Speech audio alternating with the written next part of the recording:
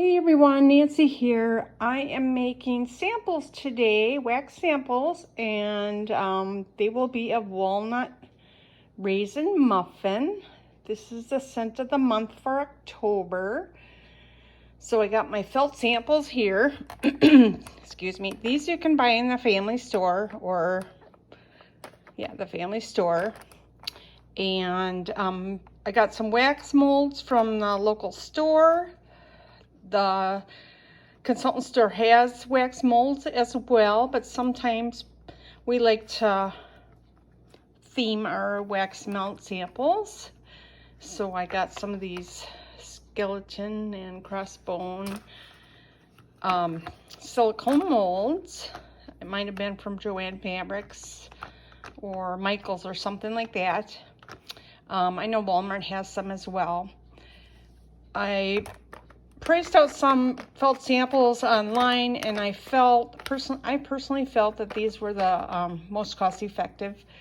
So I have started. I have a warmer here, a wax melter. This is what I use.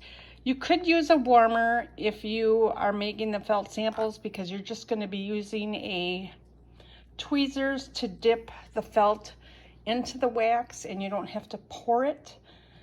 Where I like this here because it's got a pour spout, and I'm not the steadiest, so I don't get it all over the place with this.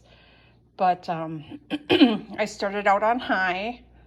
You don't want to leave it in there too long because you don't want the scent to go away. So anyway, I popped a cube in here from my brick. And then we just, and I never, let's see if I can two-handed this. I never fill my molds to the top. That just seems to be too much wax. I'll just do one for the moment. And then with the felt samples,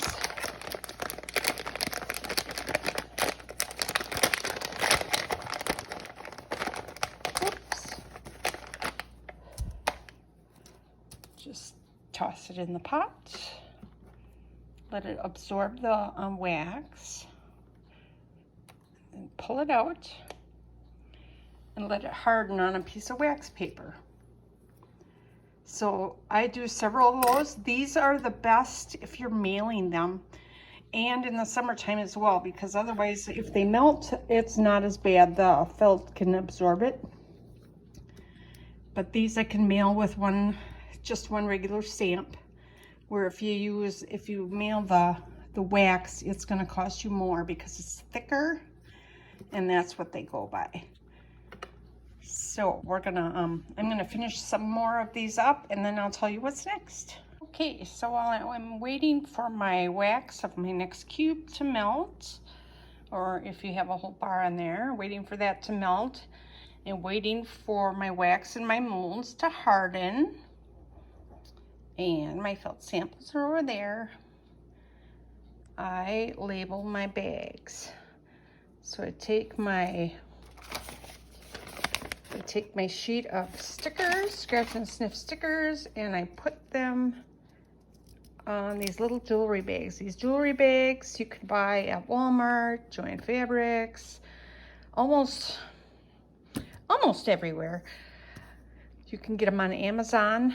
These are just perfect for the wax samples for you to put them in. So like I said, while I'm waiting for my molds to set, I stick in my bags. So my wax and my silicone mold is sort of set. And what I mean by sort of set is it's set enough for me to put this in the freezer, because they will be much easier to pop out of the wax molds, out of the mold, when they've been in the freezer for about 5 minutes.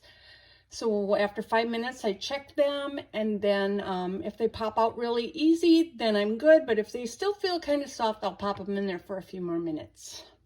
Okay, so I grabbed my molds out of the freezer. I want to pop out the wax. And if it still feels kind of soft, you'll want to put it back in the freezer for a little bit longer so that you can get that out easily. Otherwise, it's just going to be a hot mess. And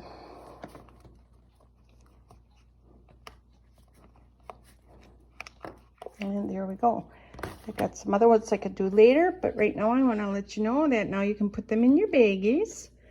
And now don't forget to put your information on the bags. Put it somewhere on the bag so that whoever you're handing this out to can get a hold of you.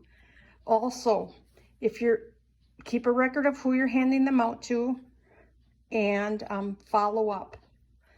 So if you happen to give it to someone that you don't know, like let's say you're going to the gas station and you talk to the person pumping gas next to you and you give them a sample, make sure you get their information so you can follow up with them.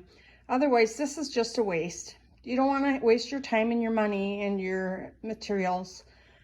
You want to make sure you follow up, because if I am so grateful when someone follows up with me, because usually when I think of something, I am like driving my car or something and I can't message them or call them. And I'm grateful when people do follow up with me, because I don't want to miss out on an opportunity. So that's all I got for making the wax samples. If you have any questions, please feel free to message me and I'll get back to you as soon as I can. Thank you very much for stopping by. Don't forget to hit the like button and subscribe to my channel. Thank you. Bye-bye.